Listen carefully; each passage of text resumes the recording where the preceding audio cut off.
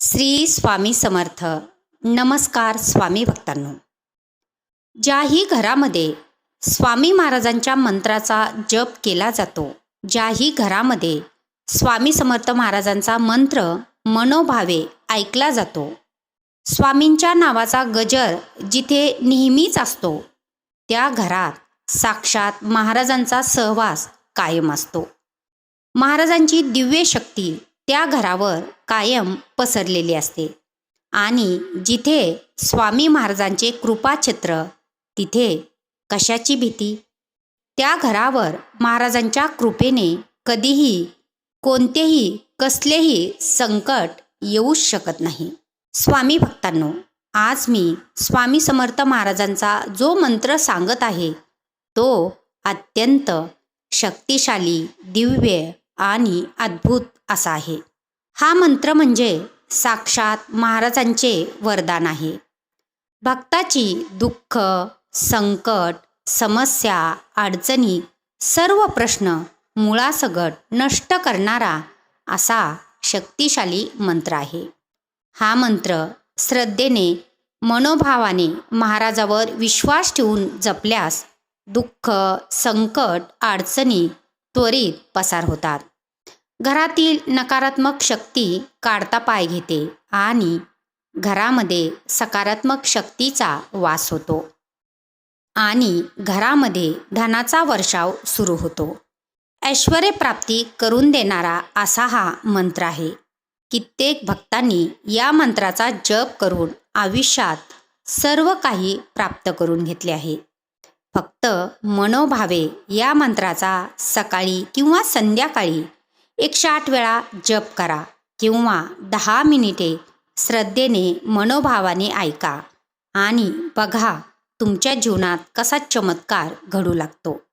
स्वामी भक्तांनो, नित्यनेमाने या मंत्राचा जप केल्यास घरामध्ये धनाची कधीच कमतरता भासत नाही. स्वामी भक्तांनो, हा व्हिडिओ आवडल्यास व्हिडिओला लाईक करा. स्वामीवर श्रद्धा असल्यास कमेंट्स बॉक्समध्ये श्री स्वामी समर्थ, जय जय स्वामी समर्थ टाईप करा आणि चॅनलवरती नवीन असाल तर चॅनलला सबस्क्राईब मात्र जरूर करा. चला तर मग पुढील काही मिनिटे आपणही या दिव्य आणि शक्तिशाली मंत्राचा जप करूया. ओम श्री स्वामी समर्थाय धनदेवताय नमो नमः. ओम श्री स्वामी समर्थाय धनदेवताय नमो नमः. ओम श्री स्वामी समर्थाय धनदेवताय नमो नमः. ओम श्री स्वामी समर्थाय धनदेवताय नमो नमः. ओम श्री स्वामी समर्थाय धनदेवताय नमो नमः. ओम श्री स्वामी समर्थाय धनदेवताय नमो नमः.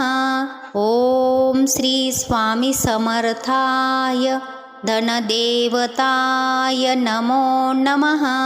ओम श्री स्वामी समर्थाय धनदेवताय नमो नमः. ओम श्री स्वामी समर्थाय धनदेवताय नमो नमः.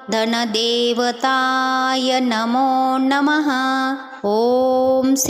स्वामी समर्थाय धनदेवताय नमो नमः. ओम श्री स्वामी समर्थाय धनदेवताय नमो नमः. ओम श्री स्वामी समर्थाय धनदेवताय नमो नमः. ओम श्री स्वामी समर्थाय धनदेवताय नमो नमः. ओम श्री स्वामी समर्थाय धनदेवताय नमो नमः. ओम श्री स्वामी समर्थाय धनदेवताय नमो नमः. ओम श्री स्वामी समर्थाय धनदेवताय नमो नमः. ओम श्री स्वामी समर्थाय